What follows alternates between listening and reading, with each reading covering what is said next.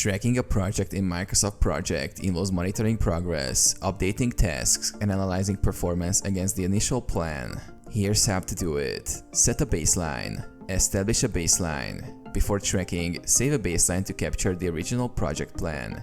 Go to Project, Set Baseline, and select the entire project. This allows you to compare actual progress against the planned schedule.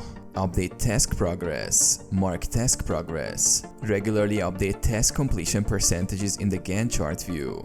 Select a task, then go to Task, Mark on Track, or manually enter the percentage complete in the percentage complete field. Enter actual start and finish dates. If a task starts or finishes on a different date than planned, update the actual start and finish dates in the task information dialog. Monitor the schedule.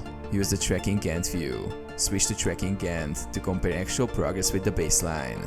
This view shows slippages and allows you to see if tasks are ahead or behind schedule.